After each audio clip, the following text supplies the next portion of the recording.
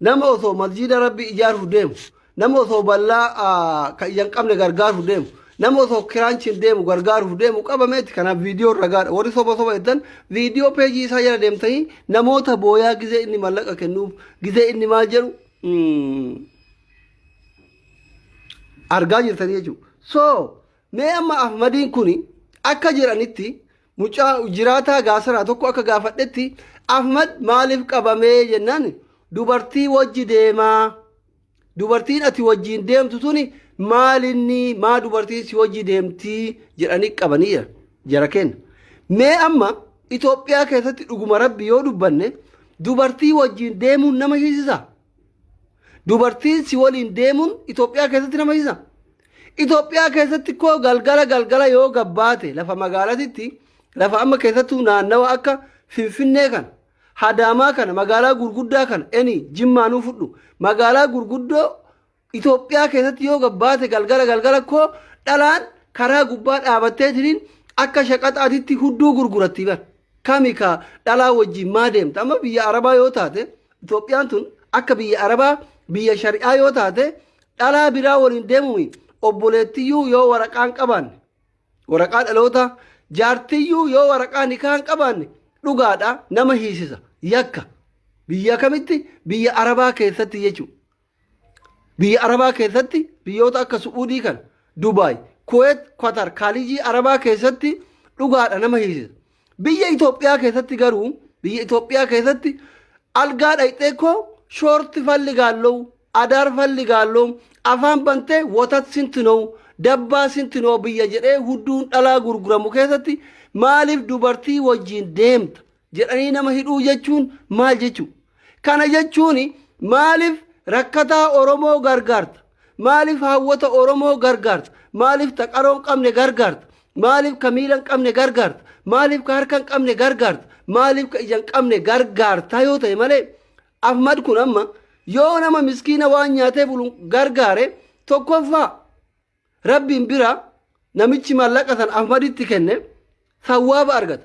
Lammaffaa mootummaan biyya bulchu kunuyyuu gara tokko mootummaa kanaa gargaare silaa bar biyya biraatitti Itoophiyaan hiyyeetti dhaafi malee biyya biraatitti biyyoota biraatitti mootummatu nama gargaara. Amma fakkeenya Su'uudii yoo fudhatte biyyoota amma ijoolleen Su'uudii jirtan irra hedduun keessan Su'uudii yoo fudhattan ilmoon har'a dhalatte haga gaafa duutuutti hojii mootummaa qabaachuu baatte damoosa qabdi keessa jirtanii jechuudha. Biyyoota Dubaayis yoo fudhattan akkasuma Oomaan yoo fudhatte manni si ijaaramet damoonni si godhamet konkolaataan si bitamet wanti jiruuf jireenya kee ittiin fooyyeffattu si godhamee qaama mootummaatiin jaartii fuutaa jechuudha. Kuweetis Qaataris akkasuma biyyoota Yahudaa deema biyyoota Islaamaan ta'in isin keessam kun biyya Arabaati. Biyyoota Yahudaa kana yoo biyya Ameerikaa kanneen Kanaadaa kana deemte lammii biyya sanii dhiisi jechuudha. Lammii biyya sanii dhiisi lammiin biraa ka biyya biraatirraa dhaqeetiin biyya san keessa jiraatu sadaqaa nyaata. Fakkeenyaaf Oromoo yoo fudhatte Minisootaa kanatti ilmaanuma dhadhaltetti maqaa ilmaanitiin irra hedduun isaanii katakkaa deemteen dalaganne maqaa ilmaanitiin sadaqaa faranjii nyaattu jira. Ameerikaa, Kanaadaa, Awustiraaliyaa ayyi makaan jechuudha. Hattaan Jarmanii mayyartu yeroo fudhatte jechuudha. Kaayiroo matana yoo fudhatte baqataan biyya kana jiru waggaatti al tokko yeroo qabbani dhufu uffata qorraa UNtu bitaafi jechuudha. Biyyi kamuyyuu ummata isa keessa jiraatu ummata itti dhalate zeegaa biyya saniiti miti. Zeegaa biyya saniiti miti kalammii biraa ta'ee san keessa jiraatu waggaatti yeroo tokko ta'u ni gargaara jechuudha. Soo kanaafi mee amma gurbaan Ahmad Bosona Baalee kuni deeggaraa paartii kamiitiyyuu miti. Siyaasa dhiiseera. Nama ija hin qabne gargaaraara. Nama luka hin qabne gargaaraara. Nama harka hin qabne gargaaraara. Yatiima gargaaraara. Dadhabaa gargaaraara. Akkamitti dhalaa si waliin deemaa jedhamee hidhama. What is wrong? Dhalaan biyya sanitti kotorbaandidha. Hashiisha. Mindinnoonsu. Seera yoon bahe hoo. Isaa yummootu intaloo wajji deemaa jirtu jaartii isaati jedhan.